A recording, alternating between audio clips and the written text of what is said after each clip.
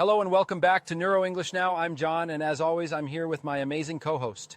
Hi, everyone. We're so excited to have you here today. If you feel like English grammar is like this big, overwhelming obstacle in your learning, well, today is your day. Absolutely. We're unlocking the mysteries of grammar with neurodidactic techniques, so no more endless lists of rules, no more confusion. Right. Instead, we're going to focus on simple ways to actually see and recognize patterns, to really help things click for you. We're covering everything from tenses to articles to prepositions, and the best part, it's all designed to work with the way your brain naturally learns. Ready to simplify English grammar? Let's dive in. All right, let's face it. Grammar can feel like this endless maze of rules and exceptions, right? But remember what we said, no more headaches. We're here to simplify it all starting now. Exactly. And even if you manage to memorize those rules, when it's time to speak, they kind of vanish. You're left second-guessing yourself and, stumbling over simple sentences.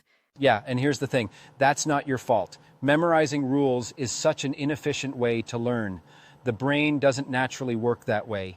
It craves patterns, connections, even pictures. That's where neurodidactics just changes everything. It really does. I remember when I was learning English, prepositions absolutely threw me. Should I say in, on, or at? For instance, I'd mix up things like, I'll see you in Monday, instead of on Monday, or I live at London, instead of in London. Nothing stuck until I started using mental imagery. Suddenly, it clicked. I could see where things fit in my mind. That's such a great example. When you think about it, grammar's kind of like solving a puzzle. Once you can visualize the pieces and how they fit, it becomes so much easier and honestly, more fun. Right. Instead of seeing grammar as this list of rules to follow, it becomes a system you can actually interact with. Like, oh, how does this piece connect to that one? It's intuitive. And aha, that's the magic word, intuitive. Our brains are designed to work with intuition and patterns, not rigid instructions. So Sarah, let's say a learner is struggling with tenses or prepositions. What's the first step to making it intuitive? Start with visualization, hands down. Take tenses, for example. Imagine a timeline. Or articles. Picture a spotlight. It's about turning abstract grammar into something your brain can see and make sense of.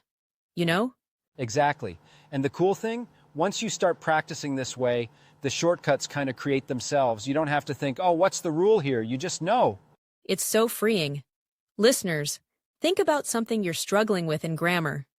Maybe it's tenses or prepositions, and ask yourself, what kind of mental picture could I use to make it clearer?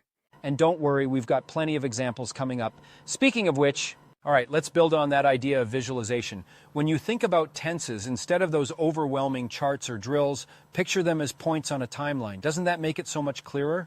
Right.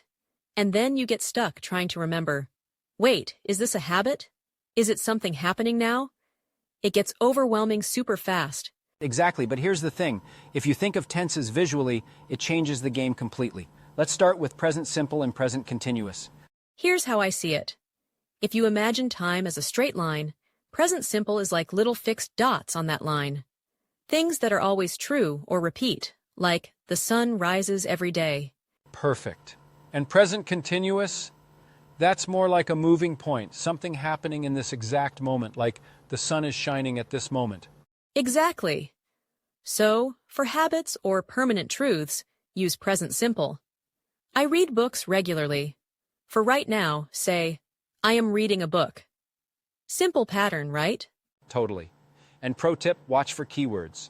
Words like always or every day scream present simple, while now or currently point to present continuous.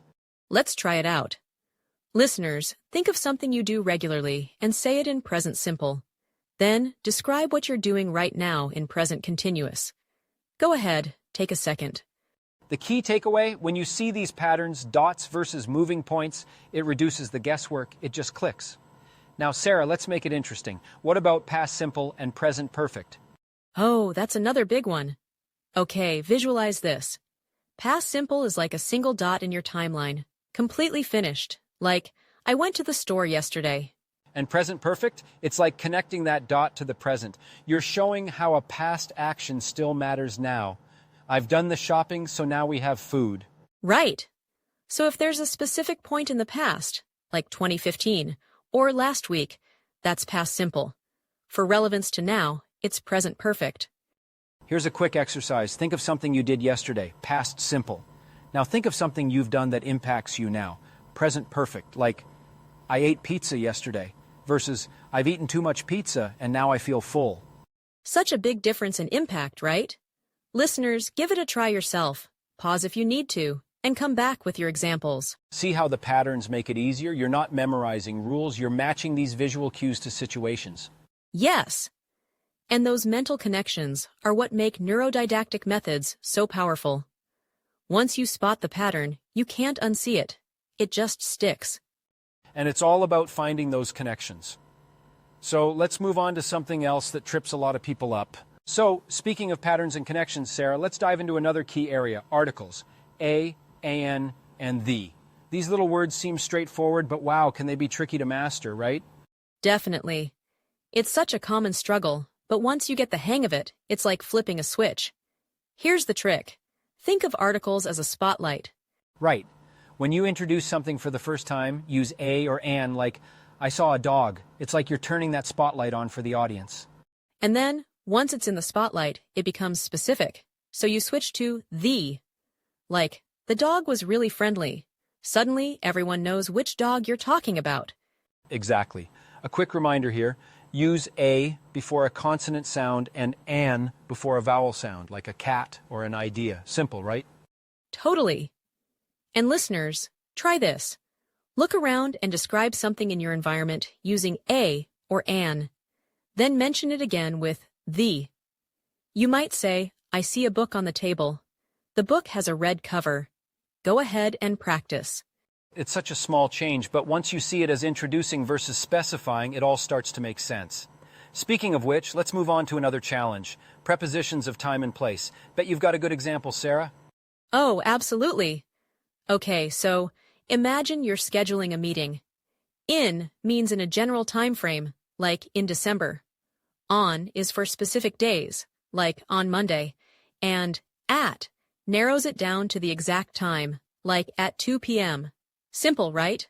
I love it. And to make it even easier, picture a calendar. The larger chunks of time, months or years, are in. The individual days are on, and right down to the minute, it's at. Visualizing it this way makes such a difference. It really does. But okay, this reminds me of when I totally botched a meeting time. I told someone I'd see them in Monday, and they just kind of stared at me like, huh? Yeah, prepositions can trip you up like that. It's all about context. But once you picture them with those relationships, like being in a room, on a surface, or at a specific point, it just clicks. Try describing your location now, listeners.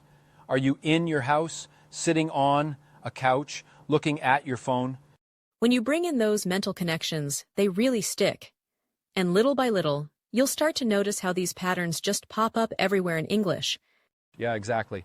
Articles, prepositions, tenses, they're not just rules to memorize. They're building blocks you can play with and make your own. And with a bit of practice, you can totally make them intuitive. Just like the examples we've covered today. Absolutely. So, as we wrap up, here's our takeaway. Simplify grammar by using mental imagery and seeing patterns. Don't stress about perfection. Take it step by step. Exactly. Keep practicing, stay curious, and most importantly, have fun with it. Language learning doesn't have to be a chore. Thanks so much for joining us today on NeuroEnglish Now. If you found this helpful, please subscribe, share, and let us know your favorite tip.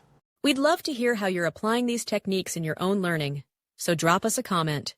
And until next time, keep exploring, keep experimenting, and keep growing. Take care, everyone. Bye for now.